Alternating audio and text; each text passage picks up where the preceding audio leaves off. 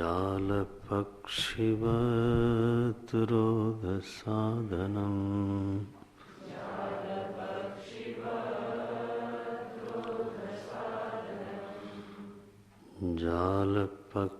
जालपक्षिवत् रोधसाधनम्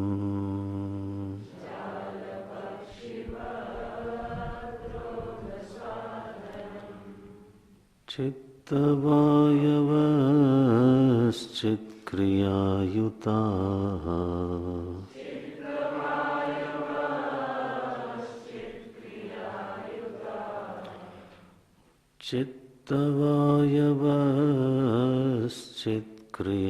चित्तवायवश्चित्क्रियायुताः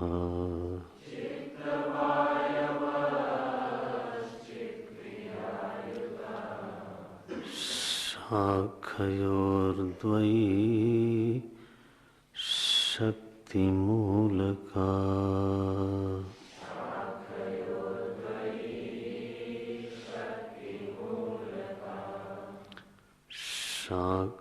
शाखयोर्द्वयी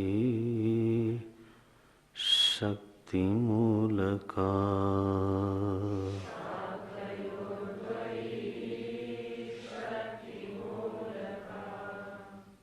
लय विनाशने उभयरोधने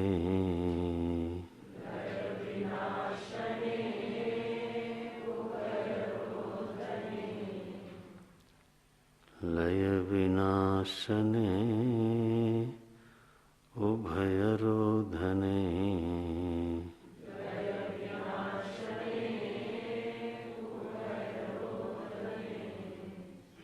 लयगतं पुनर्भवति नो मृतम्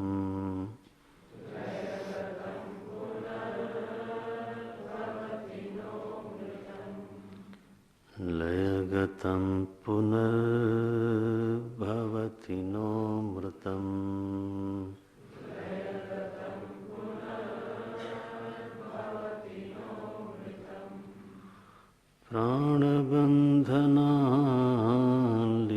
प्राणबन्धनालीनमानसम्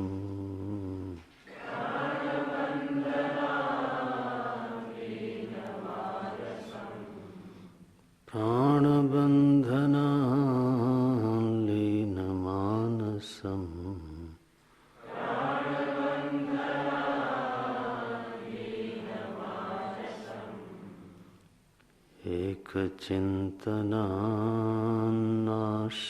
एकचिन्तनान्नाशमेत्यदः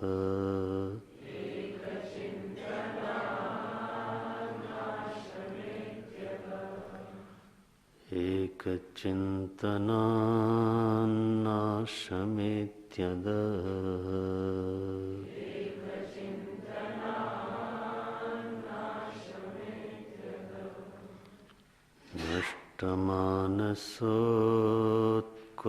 नष्टमानसोत्कृष्टयोगिनः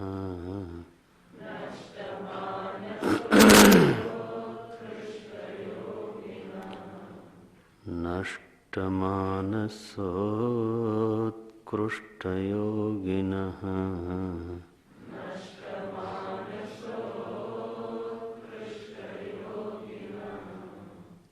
कृत्यमस्ति किं स्वस्थितिं यतः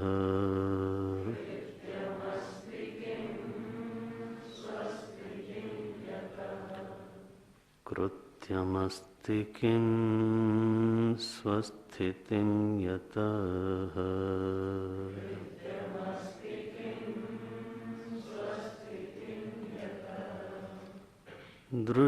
दृश्यवारितं चित्तमात्मनः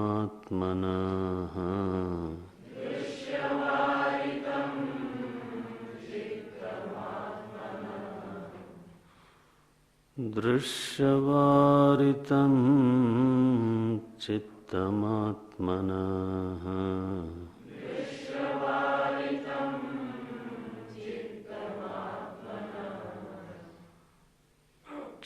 चित्वदर्शनं तत्वदर्शनम्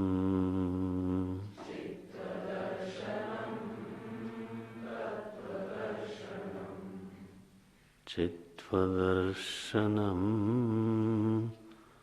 तत्त्वदर्शनम्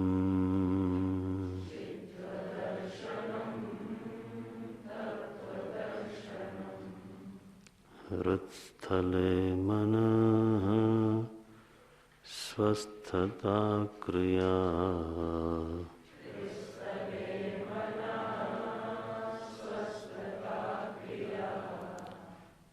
हृत्स्थले मनः स्वस्थता क्रिया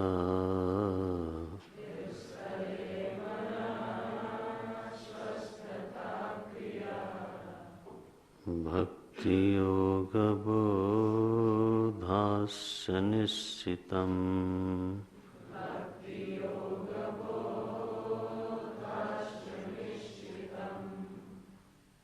भक्ति योग बोधास्य निश्चितम्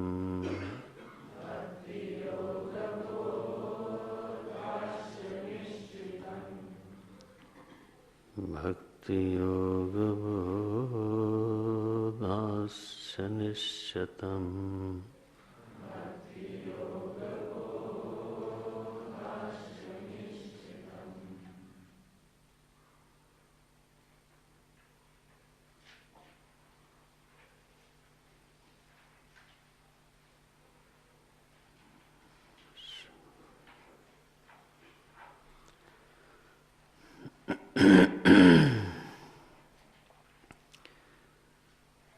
यह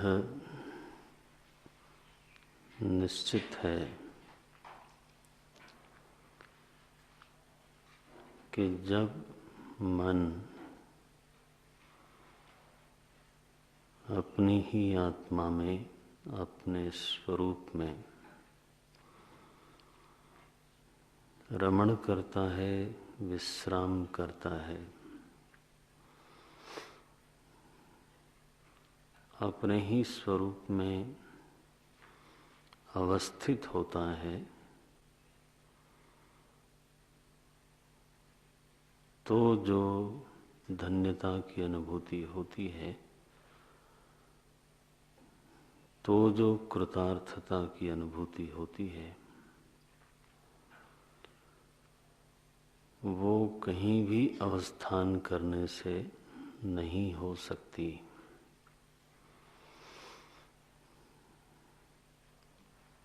जो भी स्थान अन्य है, पर है,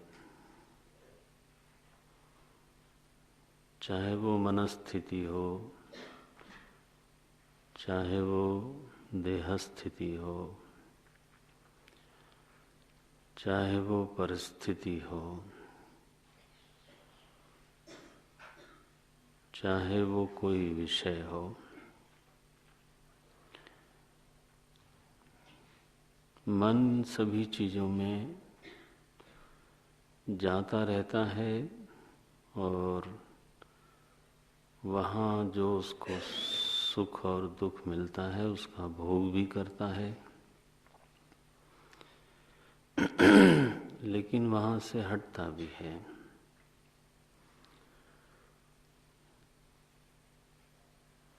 ऐसी कोई स्थिति नहीं है जहाँ मन टिक जाए, संभव नहीं है। बल्कि बड़ी सूक्ष्मता से अगर देखें, अनुभव करें, तो ये दिखाई देता है कि अपने को छोड़ करके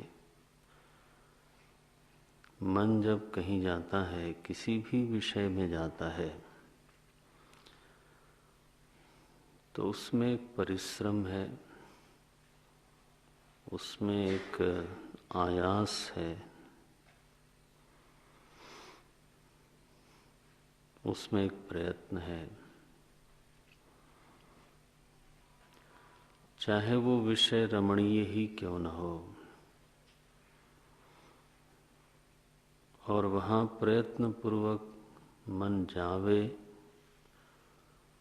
और फिर थोड़ी देर बाद ऊब जाए और वहाँ से लौटे, तो ये हमारा जीवन अभी तक चलता है।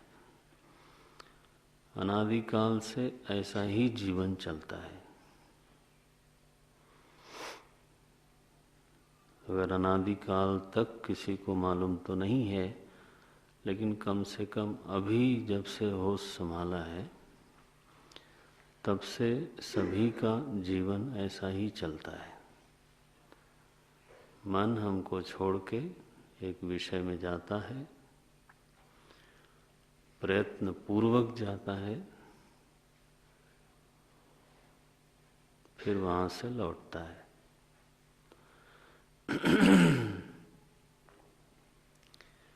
दुनिया में जिस भोग का बहुत वर्णन है, बहुत महिमा मंडन है, तो वहाँ से भी मन लौटता है, वहाँ टिकता नहीं है। तो सभी का यही अनुभव है। और इसलिए ये जो आने जाने की जो प्रक्रिया हम सबके साथ लगी हुई है, तो यही जीवन है ऐसा समझ लेना सही नहीं होगा।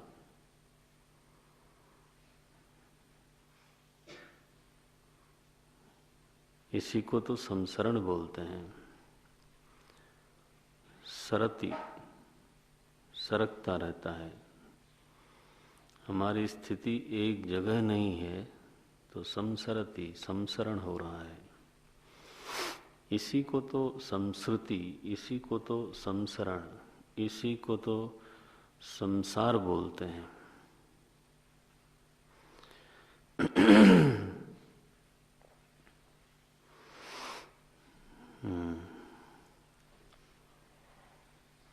ये हमारी नियति नहीं है। हाँ, जब तक व्यक्ति भूला भूला फिरे मुसाफिर, जब तक इसी में भूला भूला फिरता है, ठीक है। लेकिन जब उसको कहीं इससे थकान होने लगे, तड़प जाए मन, मुमुक्षा जीवन में आवे, तब हमारे शास्त्र, हमारे सद्गुरु तो उसको मार्ग में नियुक्त करते हैं। किस मार्ग में नियुक्त करते हैं? जिस मार्ग पर चलने के वो लायक होता है। चूंकि साधकों की आरंभ भूमि अलग अलग होती है, इसलिए आरंभिक साधना भी अलग अलग होती है। साधकों की आरंभ भूमि एक नहीं है, भले ही लक्ष्य एक ही है। लक्ष्य में किसी को कहीं भेद नहीं हो सकता। क्या लक्ष्य है? हृत्स्थले मनः स्वस्थता, बस ये लक्ष्य है। हृत्स्थले मनः स्वस्थता, अपने ही स्वरूप में मन का स्वस्थ हो जाना।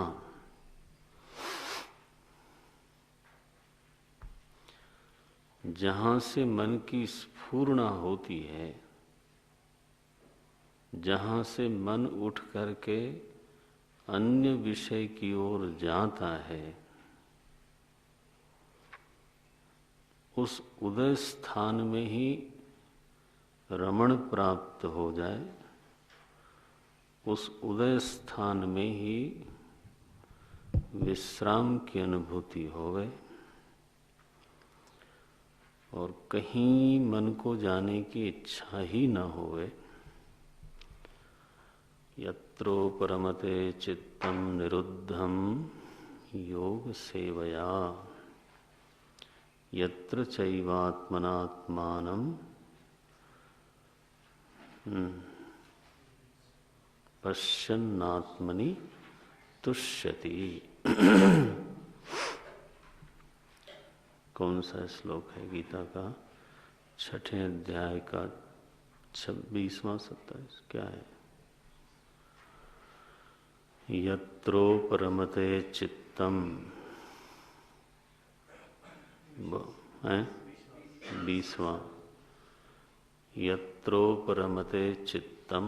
देखो कैसा निर्वचन करते हैं भगवान।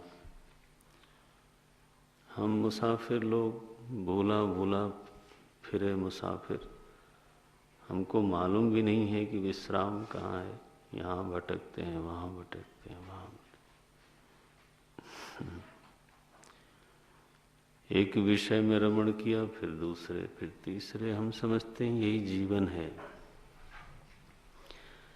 क्योंकि सब ऐसे ही जी रहे हैं तो यही जीवन है।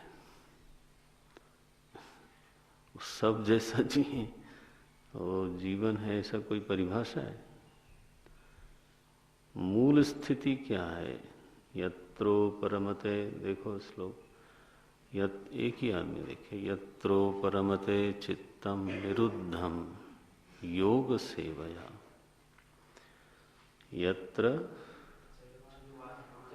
यत्र चैवात्मनात्मानं पश्यन् आत्मनि तुष्यति। देखो, आत्मानम आत्मा पश्यन्न, अपने आप को अपने आप से देखते हुए, किम भवति तुष्यति, परम संतोष की, परम विश्राम की, परम रमण की अनुभूति होती है। चित्त की कैसी दिव्य दशा है, दुनियादार लोग समझ ही नहीं सकते। यत्र उपरमते चित्तम, कैसा बोलते हैं भगवान? चित्त योग की सेवा से, है ना, साधना की कृपा से, निरुद्धम योग सेवया लिखा, साधना की कृपा से, योग की सेवा से, ध्यानाभ्यास के फलस्वरूप ऐसा अपने आप में, अपने स्वरूप में ही रम गया कि उसको विषय बुलाते हैं, आओ भाई हमारे में रमण करो। उपरमते,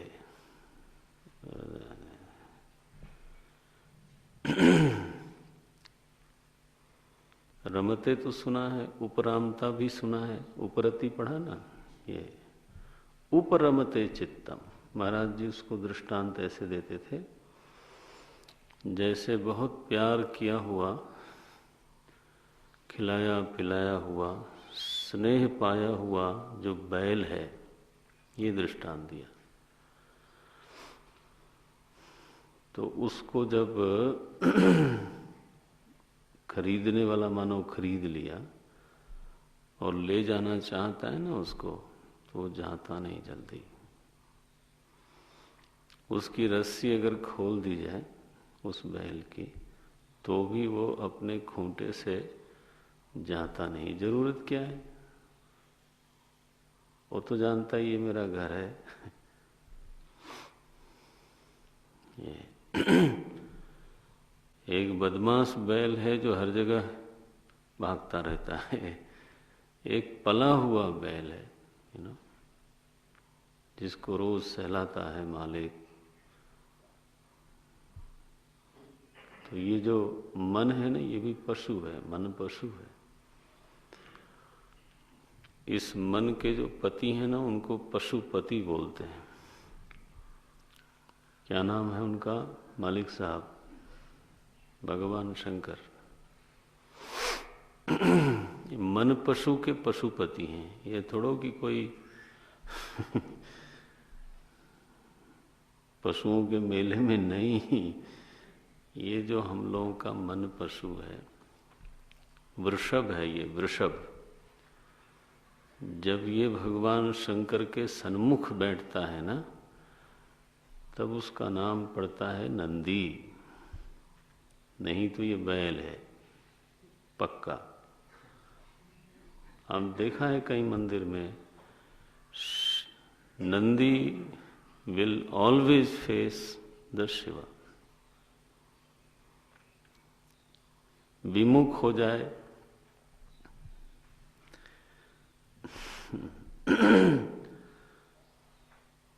शास्त्री कहते हैं विमुख हो जाए तो बस बैल है वो, सन्मुख हो तो बैल नहीं बोलते। नंदी नंदति नंदति नंदति एवं, तब आनंद में रहता है, रममाण होता है। कैसा नाम बदलते हैं, भगवान का वाहन बनता है। भगवान को कहीं जाना हो तो उसी पर चढ़ के जाते हैं, सच बात है। ऐसे ही मन वाले के ऊपर चढ़ के भगवान हमारे पास भी आते हैं, नहीं? सद्गुरु का मन क्या है, नंदी ही है ना।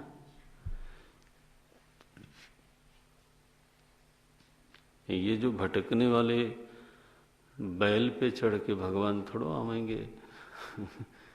कोई सद्गुरु हो जिनका मन भगवान के सन्मुख निरंतर हो,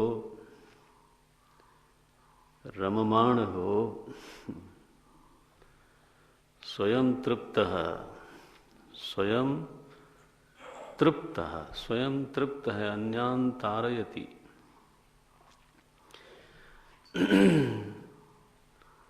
ऐसे गुरु को बलि बलि जाइए, ग्रंथ साहब में आया, ऐसे गुरु को बल बल जाइए, आप मुकुट मोहि तारे। खुद मुक्त है तो फिर मुझको भी तारता है। नारायण।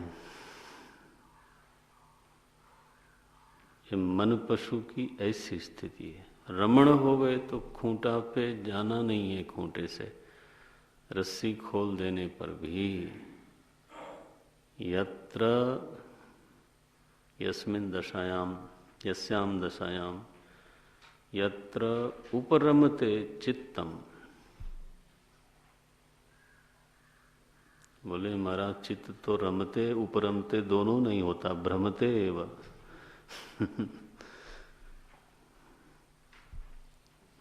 तो इसका चित्त कैसे उपराम हो गया? बोले निरुद्धम योग सेवया, क्योंकि इसने योग की सेवा की। तो अगर विषय से उपराम हो गया तो उसको मजा कहाँ से आता है, सुख कहाँ से मिला? क्या बोलते हैं भगवान? यत्र चैवात्मनात्मानं पश्यन् आत्मनि तुष्यति। अपने आप से अपने आप को देखते हुए, कहाँ बैठ के देखता है? बोले आत्मनि, अपने आप में बैठ के दिखता है। देखो, कर्म, करण और अधिकरण तीनों कौन है? आत्मा है। यह अद्भुत श्लोक है गीता जी का। उसको यहाँ उपदेश सारंग में 10वें श्लोक में बताया गया। हृत्स्थले मनः स्वस्थता, ये लक्ष्य है। इस लक्ष्य में कभी कोई भेद हो नहीं सकता। आप समझते हो ना, महादुष्ट का लक्ष्य भी यही है। क्योंकि आनंद के अलावा लक्ष्य कोई हो नहीं सकता किसी का। धर्म करे चाहे अधर्म करे, योग करे चाहे वियोग करे, सन्मुख हो चाहे विमुख हो, कुछ भी करे। महात्मा अंग्रेजी में बोलते थे, बोले the goal is choiceless. Choiceless बोले इसमें आपके सामने कोई विकल्प नहीं है और चुनने का कोई प्रसंग भी नहीं है, वो तो चुना हुआ है। छोटा बच्चा जब अंगूठा डालता है ना मुंह में, वो भी इसीलिए डालता है और किसी काम के लिए नहीं डालता।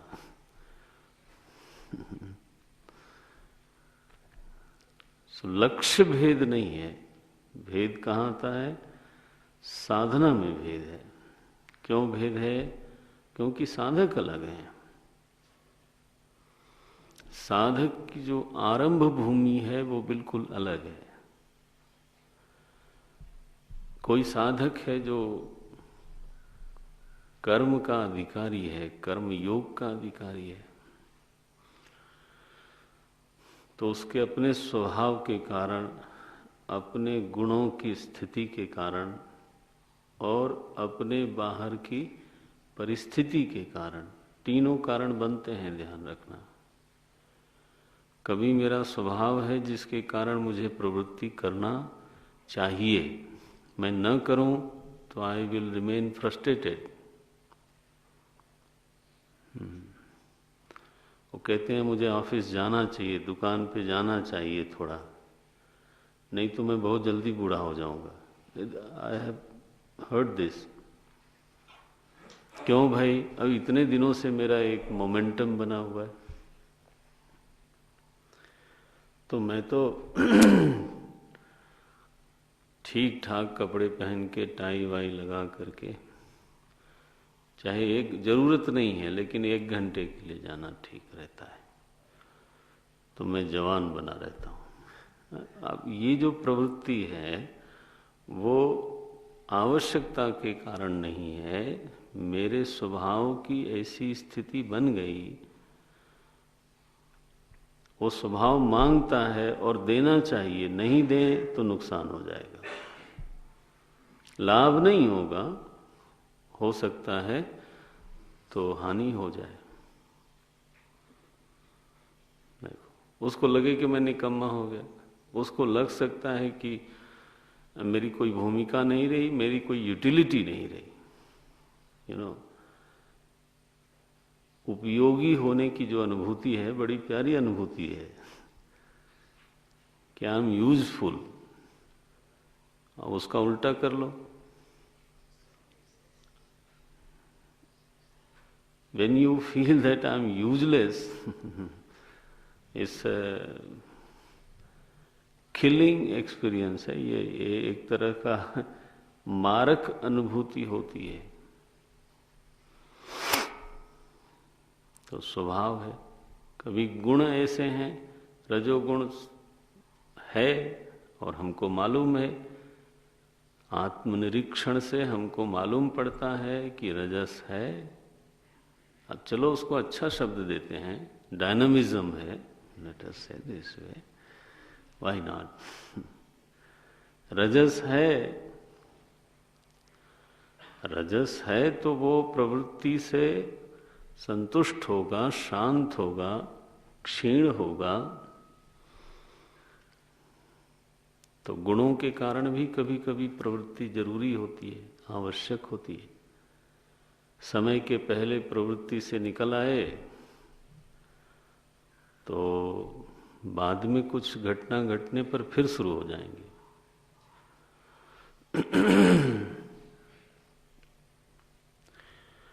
कभी स्वभाव नहीं है, गुण भी नहीं है, ध्यान देना इस पर, लेकिन अब प्रारब्धवशात परिस्थिति आपको निवृत्त होने की अनुमति नहीं देती। कर्तव्य बोध है जेन्युइन, ये नहीं कि नाटकबाजी, ऐसे तो कर्तव्य मरते समय भी खत्म नहीं होगा, लेकिन शास्त्रतः जो कर्तव्य प्राप्त हैं वो कई बार हमको विवश करता है, नहीं इच्छा होते हुए भी, कि प्रवृत्ति करें। तो जब प्रवृत्ति अनिवार्य हो, किसी भी कारण से हो, तो उस समय प्रवृत्ति को योग बनाने की कला सीखनी चाहिए। उसको बोलते हैं कर्म योग।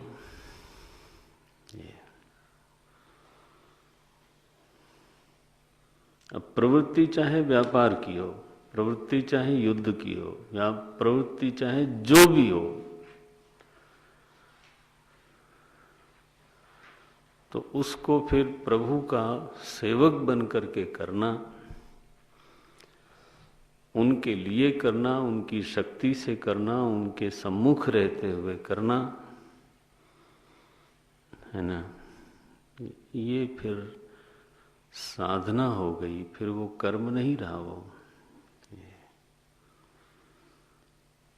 और मेरा किंकर भाव सुरक्षित रहे, तो मेरा किंकर भाव समृद्ध हो गए, इसके लिए तो जप भी हो, पूजा भी हो और चिंतन भी हो। धीरे धीरे धीरे धीरे ये साधना प्रधान हो जाएगी और प्रवृत्ति के कारण क्षीण होने पर प्रवृत्ति भी क्षीण हो जाती है। प्रवृत्ति के कारण बने हुए हैं तो प्रवृत्ति बनी रहेगी और बनी रहनी चाहिए। ये कारण क्षीण हो गए तो वो स्वतः क्षीण हो जाएगी। और प्रधान कौन बनेगा? बोले प्रधान बनेगी फिर चिंतन की साधना। और वह अंततः कहाँ परिसमाप्त होगी? बोले भाव शून्य सद्भाव सुस्थिति।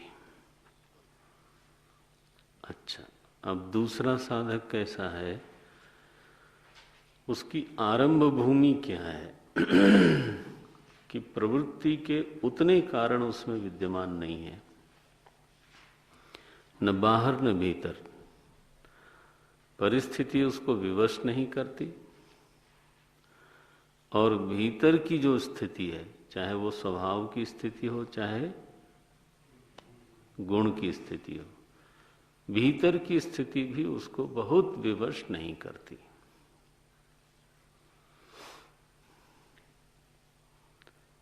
तो वो एकांत साधना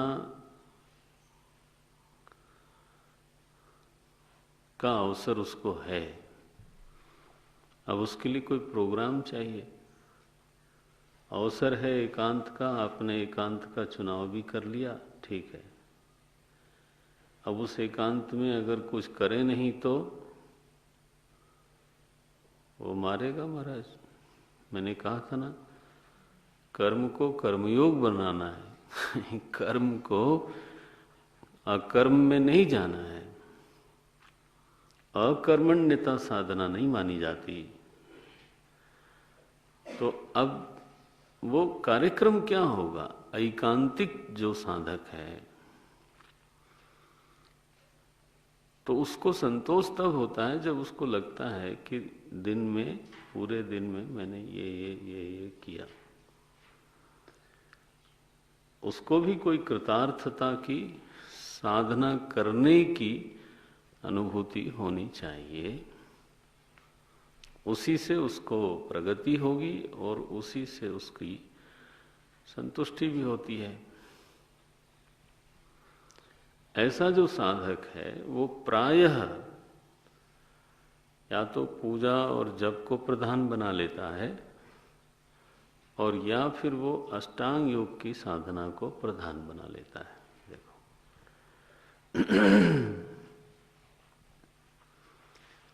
तो अब देखो क्यों ये भेद हुआ? क्योंकि दोनों की आरंभ भूमि अलग है।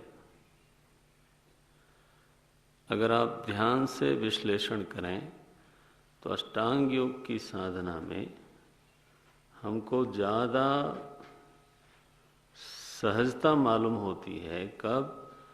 जब हो सकता है किसी को कहने पर अटपटा भी लगे, जब हमारा कर्तृत्व प्रधान है, ईश्वर प्रधान नहीं है। कौन है? कर्तृत्व प्रधान है। तो मुझे ये करना है, मुझे ये करना है। मैं योग दर्शन जब जब मैंने पढ़ा, मैं पातंजलि योग दर्शन, तो बार बार, क्योंकि हम उस स्वभाव के मूलतः नहीं है कि जहाँ कर्ता प्रधान हो। हमारा स्वभाव कैसा होगा कि हम सब करने को राजी हैं लेकिन आप करवाओ। मेरे से मत बोलो कि आपको ये करना पड़ेगा, फिर ये करना पड़ेगा, फिर ये करना पड़ेगा। वहां तो वो आदेश कर्ता को ही दिया जाता है, ही इज द एड्रेसी। लेकिन बहुत से ऐसे साधक हैं जिनको वही अपील करता है। वो सभी लोग एक स्वभाव के दुनिया में होते तो इतनी साधना में वैरायटी क्यों होनी थी। वही अपील करता है।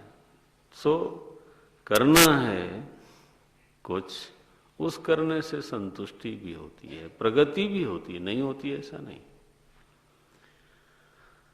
तो महर्षि पतंजलि ने एक बिल्कुल साफ सुथरा, बिना किसी विभ्रम के एक कार्यक्रम दिया। वो बोले योग तो अंगी है और उसके 8 अंग हैं, तो इसलिए कहा गया उसको अष्ट अंग, अष्टांग। अंगी क्या है? बोले दृष्टु स्वरूपे अवस्थानम, ये मूल है, ध्यान देना। ये है अंगी। जैसे मैं अंगी हूं और मेरे हाथ पांव सब अंग हैं, ऐसे ही ये सारे जो 8 अंग हैं वो किसके लिए हैं? दृष्टा को अपने स्वरूप में बैठाने के लिए। वो योग है, योग उसको बोलते हैं। और उस योग के ये 8 क्या हैं? अंग हैं। ये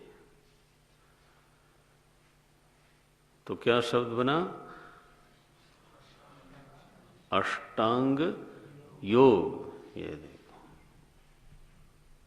अच्छा भाई, यहां 6 श्लोकों में उसका निरूपण तो नहीं मैं कहूंगा, 6 श्लोकों में अष्टांग योग को संकेत करते हुए, अष्टांग योग का संकेत करते हुए रमण महर्षि ने साधना बताई है। तो 8 अंगों में से केवल प्राणायाम की थोड़ी बात करी है, संभवतः इसलिए क्योंकि अष्टांग योग में प्राणायाम की अपूर्वता है। अपूर्वता माने अंग्रेजी में लोग बोलते हैं uniqueness. This is something unique which is not found any other process of sadhana, इसलिए उसी का उल्लेख किया है। क्या शब्द शुरू करते हैं? वायु रोधनात् लीयते मनः। देखो यहां से संकेत मिलता है कि अब रमण महर्षि ने जिस विषय की चर्चा शुरू की है, जिस साधना की चर्चा शुरू की है, वो साधना क्या है? अष्टांग योग है। ये और सावधानी ये बरती गई है यहाँ पर कि प्राणरोधनात् पहले नहीं लिखा है। क्या लिखते हैं? वायु रोधनात्। इसमें थोड़ा संकेत है, बड़ी सावधानी दिखाई देती है, क्योंकि प्रायः श्वास निश्वास को तो हम प्राण बोलते हैं। गलत नहीं है वो, लेकिन उसमें सटीकता की कमी है, एक्यूरेसी की कमी है। प्राण जो वास्तव में प्राण शब्द का अर्थ है अध्यात्म शास्त्र में, वो है हमारे भीतर का शक्ति तत्व।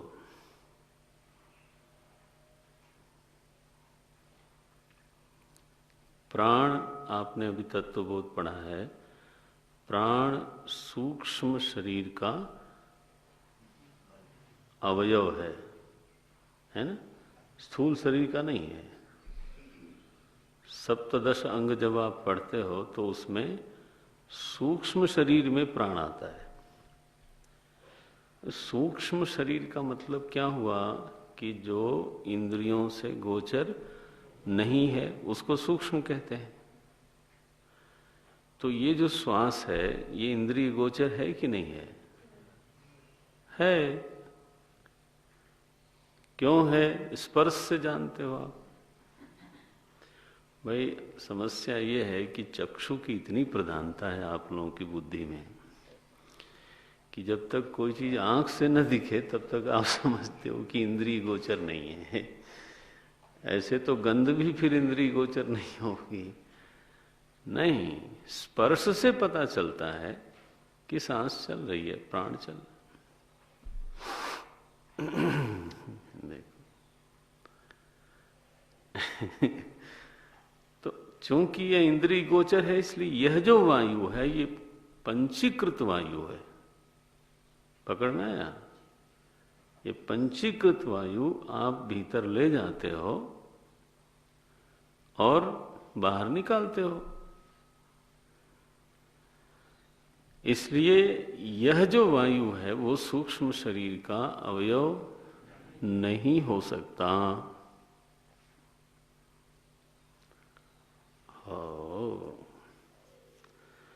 सो जिस प्राण को सूक्ष्म शरीर का अवयव कहते हैं वो प्राण एक्चुअली है क्या? बोले वो बल तत्व है, शक्ति तत्व है। जिस शक्ति के कारण आप बोल सकते हो, देख सकते हो, सोच सकते हो, चल सकते हो। सोचने के लिए भी शक्ति चाहिए, समझने के लिए भी शक्ति चाहिए। There will be a point जहां पर समझने की शक्ति चूक जाती है और फिर व्यक्ति को लगता है कि अब चाहे जैसे भी कहा जाए लेकिन वो भीतर अब नहीं जा रहा है। देखो ये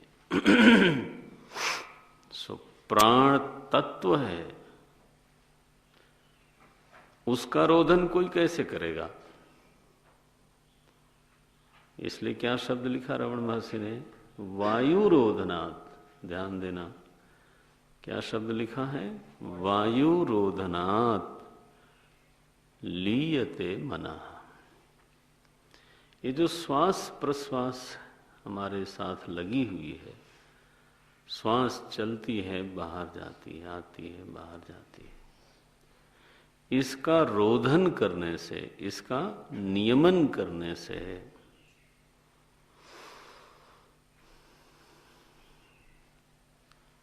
मन प्रभावित होता है।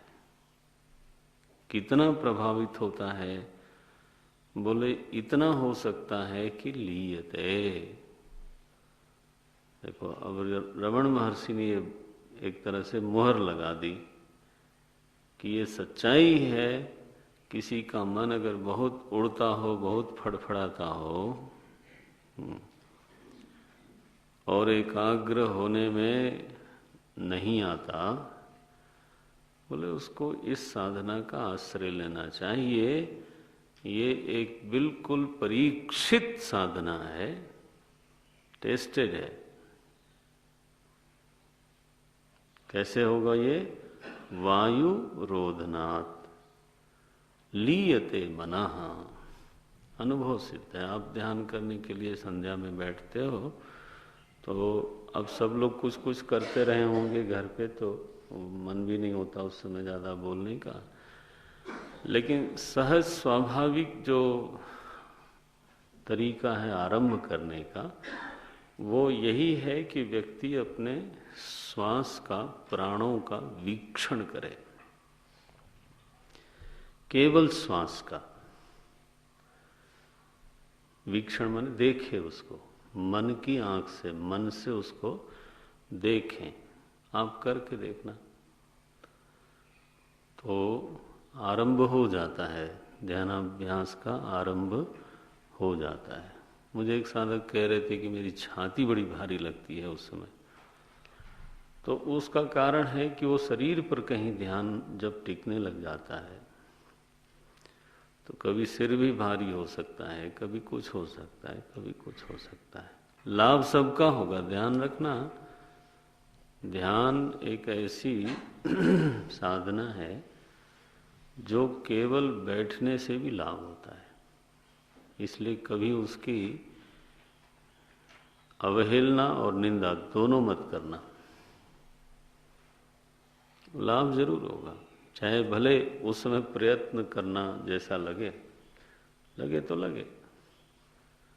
हजार चीज़ें ऐसी करनी पड़ती हैं जिसमें हमारी रुचि नहीं होती, तो क्या हुआ?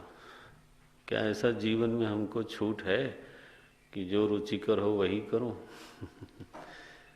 ऐसा कोई मेरे ख्याल से न हुआ, न होगा, न है कि उसको ये छूट मिली हो। कोई बहुत कलाकार हो तो शायद उसको ये कला आ जाए कि जो होवे वही उसको रुचिकर लगने लग जाए। ये तो आसान नहीं है। कोई बिरला कलाकार कोई होवे तो होवे, लेकिन दुनिया में ऐसा कौन है? और जब कोई नहीं है तो मेरे में क्या सुरखाब के पर लगे हुए हैं कि मेरे सामने वही वही होगा जो सब मुझे पसंद आवेगा। मैं कोई स्पेशल तो हूँ नहीं। नो स्पेशल, है ना? तो दिल्ली वाले बताएंगे सब।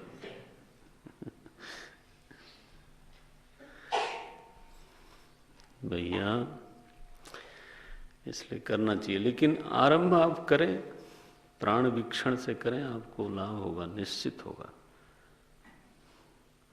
कन्फर्म्ड। ये महात्मा लोग प्रोफेसर बन के नहीं बोलते, they have tested it, experimented on it,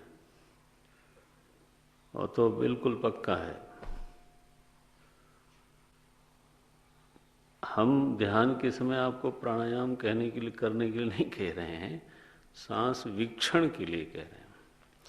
लेकिन अगर कोई प्राणायाम करता है तो रमण महर्षि उस पर हस्ताक्षर करते हैं कि यस, वायु रोधनात्, हाँ, लीयते मना, दिस इज वेरी क्लियर। मन लीन होगा, कैसे नहीं होगा? उसकी क्या मजाल है? बोले महाराज ये कैसा साधन है? बोले जाल पक्षीवत, पक्षी का स्वभाव है उड़ना, फड़फड़ाना, एक डाल से दूसरे डाल पे जाना। बोले महाराज ऐसा स्वभाव है? बोले तेरा मन का भी यही स्वभाव है, बहुत उड़ान भरता है लंबी लंबी, फिर एक डाल पे आके बैठेगा, थोड़ी देर बाद फिर उड़ेगा। देखो दृष्टांत ऐसा देना चाहिए, सम दृष्टांत देना चाहिए। पक्षी का मन के साथ दृष्टांत दिया, कितना बढ़िया है। उड़ता है, एक जगह जाएगा, एक जगह नहीं रहता, बड़ी लंबी लंबी उड़ान। मनीराम तो कभी कभी ऐसी उड़ान मारते हैं कि बस बेच रहे हैं दही सिर पे, और मन में आया कि महल बन रहा है। किसी साइकिल वाले ने धक्का मार दिया, दही गिर गई, वो भी गिर गए, साइकिल भी थोड़ी टेढ़ी हो गई। साइकिल वाले ने कहा तूने मेरे देख के नहीं चलते, साइकिल टेढ़ी कर दी। बोले तेरी साइकिल की क्या कीमत है, मेरा सारा महल बिगड़ गया। मैंने सोचा था कि दही बेचूंगा, फिर मुर्गी खरीदूंगा, कहाँ दही वेजिटेरियन, और इसलिए कि उसके बच्चे ज़्यादा होते हैं।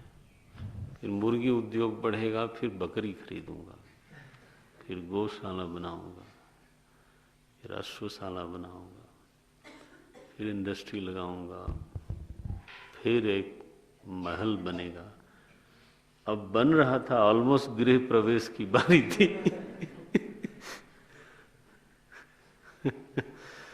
तुमने उड़ा दिया। ऐसे पक्षी की तरह उड़ता है ये, बहुत ख्वाब देखता है। मन में तो पेंटिंग भी हो जाती है, एकदम घर की पेंटिंग हो गई मन में, कैसा लगेगा वो मन पर आ गया। तो पक्षीवत है, ये उड़ता है फिर बैठता है, एक जगह नहीं, यहां वहां वहां वहां। तो वायु रोधन साधना क्या है? बोले जाल, जाल की तरह है, ये पकड़ लेती है उस पक्षी को। ये देखो, जाल अपने हाथ में रखो, कहाँ जाएगा? ये पकड़ा जाएगा। जाल पक्षीवत, जैसे जाल पक्षी का रोधन कर लेता है, वैसे ही तुम अपने मन पक्षी को रोक सकते हो, तुम्हारे कब्जे में आ जाएगा। बोले किसी का भी मन ऐसा समर्थ साधन है, महादुष्ट का मन भी महाराज पकड़ा जाएगा। इसलिए अभी आज के युग में महापुरुषों के, संतों की कृपा से एक तरह का आंदोलन ही कहिए कि लोग थोड़ा प्राणायाम करते हैं, कोई सुदर्शन क्रिया करता है, कोई, आप समझते हो, these are the contributions towards the mankind. आदमी को नेगेटिव नहीं होना चाहिए। लाभ हो रहा है तो उसमें तुम्हारे पेट में क्या दर्द है भाई? किसी को, अगर किसी को लाभ हो रहा है, बिना लाभ की इतनी जनता थोड़ो आती है। अब श्री श्री रविशंकर जी की सभा में फीस दे करके लोग आते हैं, तो उनका अगर तनाव दूर होता है तो क्या ये बुरी बात है? यानी इसमें कोई बुराई है क्या? ये कोई चिकित्सक के दवाई से कोई ठीक होता है तो अच्छी बात है। हाँ, आप न करो, आपको तो ऑप्शन है, चॉइस है, न जाओ। लेकिन अगर कोई जाता है और उनके पास कोई ऐसी चीज है जिससे कि लाभ होता हो, बोले बताओ, सबको बुला लेते हैं, वो आदमी महाप्रपंची भ्रष्ट, इसके बावजूद वो चला गया कैंप में, अब क्या वो साधु बन जाएगा? साधु बन जाएगा, न बने, लेकिन उसका मन तो जाल में पकड़ा जाएगा, पक्का है। ये थोड़ो कहा है कि सज्जन का मन ही पकड़ा जाता है प्राणायाम से, ये लिखा है क्या? हाँ, मन को सज्जन बनाने के लिए लंबी साधना करनी पड़ेगी, लेकिन यह निश्चित है, आप करो अभी हो जाएगा, मन पर असर पड़ेगा। आप संध्या करते हो, 3-4 बार प्राणायाम करते हो, उससे ही कुछ न कुछ लाभ होता है। आप देखेंगे जैसा प्राणायाम के पहले मन का स्थिति थी वैसा बाद में नहीं रहती, बेटर होता है। तात्कालिक उपाय है ना, जाल डाला तो पक्षी तो पकड़ा जाएगा, व्हाई नॉट? इसलिए साधना क्षेत्र में नकारात्मक टिप्पणी करने से बचना चाहिए व्यक्ति को। उससे कोई लाभ थोड़ा होता है, ना आपको लाभ होता है ना सुनने वाले को होता है। अधिकार अनुसार सब ठीक है। जाल पक्षीवत रोध साधनम, रोधन का साधन है ये। रमण महर्षि बोलते हैं, आई हैव नो ऑब्जेक्शन, मुझे तो पक्का है, ये सच है ये। सो प्राणायाम से शुरू किया। भागवत जी में लिखा, प्राणायाम के द्वारा देह दोष से मुक्त हो जाओ। कपिल भगवान ने अपनी माँ को तो प्राणायामेन दोह देह दोषात, ये लिखा। प्राणायाम से देह दोष से निवृत्ति होती है, धारणा से संग दोष की निवृत्ति होती है, ऐसे बोलते हैं। ध्यान करने से अनीश्वरता का दोष निकलता है।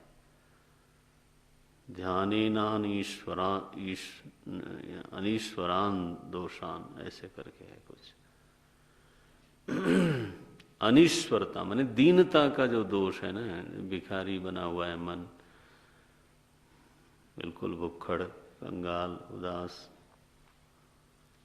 देखो, तो अलग अलग जो हमारी जरूरत है उसका अलग अलग उपाय बताया।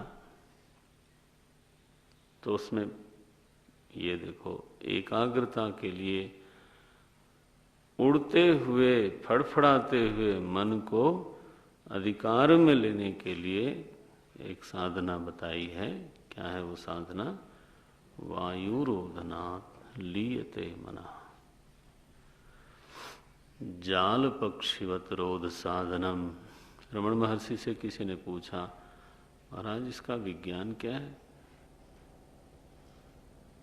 माने हम यमन करते हैं प्राण का, नियमन करते हैं, रोधन करते हैं वायु का, प्राण का, और मन पर असर पड़ता है। ये कैसे हुआ? इसके पीछे क्या विज्ञान है? तो अगला श्लोक जो है वो सिद्धांत का श्लोक है। क्या बोलते हैं? चित्त वायवः चित्त क्रिया युता। बोले देखो भाई, दो चीजें आपके पास हैं, एक चित्त है, दूसरा प्राण है। एक मन, चित्त माने मन। चूंकि योग दर्शन में चित्त शब्द का प्रयोग ज्यादा होता है, इसलिए यहाँ चित्त शब्द का ही प्रयोग। ये चिति धातु है, चिति संज्ञाने, चिति संज्ञाने माने ज्ञानात्मक एक सत्ता हमारे भीतर बैठी है, उसका नाम है चित्त। चित्त तो हलंत है। संज्ञान, ज्ञानात्मक सत्ता। अब यहां क्या बना? वह ज्ञानात्मक सत्ता संस्कार संश्लिष्ट हो गई।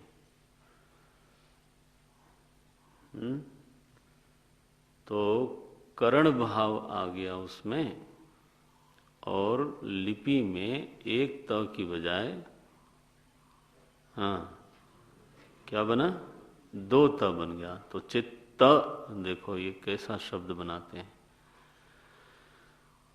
शब्दों का व्याकरण की ओर से भी विश्लेषण करेंगे ना, तो आपको कुछ कुछ समझ में आएगा, क्योंकि ज्ञान उसमें मूल तत्व है। चित्त कभी आपको ऐसा लगा जिसमें ज्ञान ना हो?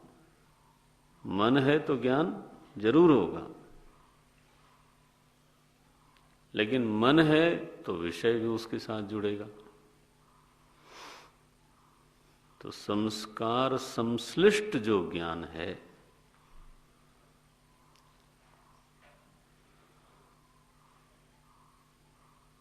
केवल ज्ञान नहीं रहा, कैसा हो गया? संस्कार संश्लिष्ट ज्ञान। तो वो चित्त रूप में भासता है, करण रूप में भासता है।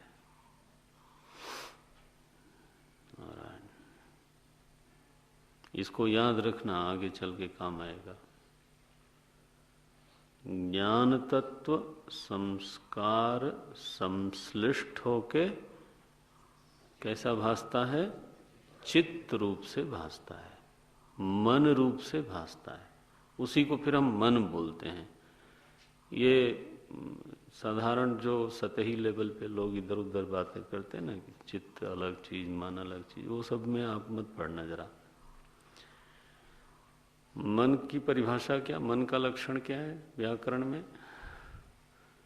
मनुते अनेनेति मनः, वह करण जिसके द्वारा आप मनन करते हो, बस। मनुते, मनुते अनेनेति मनः, जिस करण, जिस औजार, करण मने औजार, जिस करण के द्वारा आप मनन करते हो,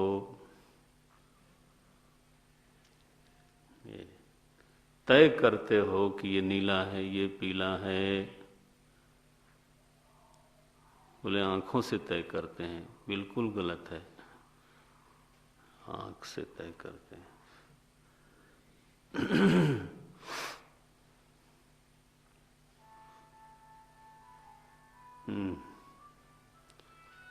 यहाँ नहीं लाना चाहिए ये सब, जरूरत ही नहीं है यहाँ थोड़ा कोई बात करनी है तो। देखो, मनुते अनेनेति मनः, संस्कार संश्लिष्ट ज्ञान को चित्त बोलते हैं। बढ़िया काम हो गया। सो चित्त वायवः, तुम्हारे पास दो चीजें हैं। एक तो भीतर ज्ञान शक्ति है जिसको आप मन बोलते हो, चित्त बोलते हो, जिसके कारण आप सोचते हो, समझते हो, अनुभव करते हो, निर्णय करते हो, है ना। वो एक चीज हमारे भीतर है। कल्पना न करना कि पता नहीं है भी कि नहीं है। और जिससे तुम कल्पना करते हो ना वही है। हाँ, जो अपरोक्ष है उसको परोक्ष बनाने का स्वभाव पड़ गया बुद्धि को। मन सीधा अपरोक्ष है, अभी है, आप अनुभव कर रहे हो, लेकिन कल्पना करेगा, हाँ शायद मन ऐसा होता है। शायद का मतलब क्या, उसी मन से सोच रहे हो तुम। दूसरा वायवः, वो तो मेरे ख्याल से सभी की चल रही है, नहीं तो बहुत मुश्किल है। पूरा आश्रम बिजी हो जाएगा फिर, नहीं तो चल रही है। मेरी तो चल रही है, पक्का है। स्पर्श इंद्री से बता सकता हूं। तो चित्त वायवः, देखो इसमें क्या स्थिति है। बोले चित्त क्रियायुता। ध्यान देना, क्या शब्द लिखते हैं, चित्त। अब देखो चित्ता नहीं है, क्या लिख रहे हैं, चित्त। जो चित्त है वो चित्तयुता। चित्त माने क्या बोला था मैंने अभी, हाँ संज्ञाने, चिति संज्ञाने, वो ज्ञान से युक्त है। अब पकड़ में आया। चित्त युताः, चित्त जुड़ा है किससे, चित्त से। चित्त माने, चित्त माने, चित्त माने क्या, ज्ञान। चित्त बोल रहा हूं, चित्त, चित्त नहीं, चित्त। लिखने में कई लोग व्यस्त हैं, उनको समझने से कोई मतलब नहीं है। समझ के क्या होगा। समझ के ही सब होगा महाराज, अपने लिए भी, और मैं क्या बताऊं दूसरों के लिए भी। आप कॉपी लेके थोड़ो बैठोगे। इसलिए भाई अपनी थोड़ी इस भूल को सुधारो आप लोग। समझो पहले, तब पता चले कि जवाब दोगे तब पता चलेगा कि कुछ समझ में आता है, नहीं तो। चित्त माने क्या, वो आंख ऐसे खड़ा करके देख, मतलब गया, कॉपी में देखना पड़ेगा कि क्या लिखा था। ऐसी पढ़ाई ना करो, गुरुकुल में ऐसी पढ़ाई नहीं होती। चिति संज्ञाने चित्त क्रियायुता, चित्तयुता, चित्त चित्तयुता। वायवः, हाँ वायवः क्रियायुता। देखो ग्रंथ देखो, पकड़ में आ गया। चित्त वायवः, अगला शब्द क्या है, चित्त क्रियायुता। चित्त और वायु दोनों दो चीजों से युक्त हैं। चित्त युक्त है किससे, चित्त से, ज्ञान से, और वायु युक्त है क्रिया से। इसका मतलब है, ये आप लोग भी बाल विहार लेके आया करो, श्लोक पर टिको ज्यादा। ये टीका तो प्रवचन जो समाज में किया गया है वो वही लिखा गया है, तो तो समाज में और आपके गुरुकुल में पढ़ाई अलग हो जाती है ना। जब हम तो नहीं बोलेंगे, बट जब प्रवचन बाहर होता है तो 15 तरह के लोग होते हैं, और उस समय जो प्रवचन का स्तर होता है वो दूसरा होता है। ऊंचा नीचा नहीं बोल रहा हूँ, क्या बोल रहा हूँ, दूसरा होता है। हाँ, वो सेफ शब्द है। और जब विद्यार्थी लोगों के लिए कोई बात की जाती है तो बात दूसरी होती है। तो आप टीका पर नहीं, आप अपने श्लोक को पकड़ के रखिए। और मुझे मैंने कहा था कि याद कर लेना, तो पता नहीं। अब मैं पूछूंगा आप जैसे ये लोग सोचते हैं कि मैं ही भूल जाता हूँ। मैं श्लोक भूल जाऊं वो बात अलग है, लेकिन मैं ये नहीं भूल सकता कि आपको कहा गया था कि हाँ। और ये भी ना समझना कि मैं ये नहीं देखता कि किसका नोट आ रहा है किसका नहीं आ रहा है। पक्का मालूम रहता है किसका आ रहा है किसका नहीं आ रहा है, लापरवाही किसकी हो रही है। मैंने कहा देख लेता हूँ कितनी लापरवाही है, उसका भी एक टेस्ट होता है। भाई कौन सा तत्व किस बोतल में ज़्यादा है कम है ये तो गुरुकुल में विचित्र विचित्र एक्सपेरिमेंट होते हैं।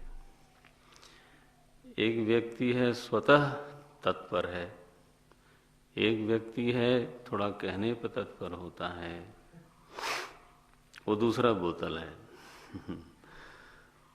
एक व्यक्ति है कहने पर भी नहीं होता तब डंडा लगाना पड़ता है। फिर तीनों से नहीं होता है, फिर उसको अलग रखना पड़ता है, भाई ये से काम नहीं चलेगा। तो लेकिन ये बात पक्की है कि ऑब्जर्वेशन पूरा होता है तो भूलें जरा न रखें तो अच्छा है। एनीवे, चित्त वायवः, रमण महर्षि ने सिद्धांत बताया। देखो भाई, तुम्हारे पास मन नाम की चीज है, उसमें ज्ञान शक्ति है। तुम्हारे पास वायु है, श्वास चलती है, उसमें क्रिया शक्ति है। पहचानो इसको। बोले हाँ महाराज ठीक लगता है। क्योंकि जब आप सो जाते हो उस समय ज्ञान तो नहीं होता। अगर ज्ञान होता रहे तो आप सोओगे कैसे? सोने का मतलब क्या है कि ज्ञान होना, बाहरी दुनिया का ज्ञान होना बंद हो गया। यहां ना करना वो। कई महाराज बोले हम यहीं अपरोक्ष करते हैं उसको, ना यहां ना करो।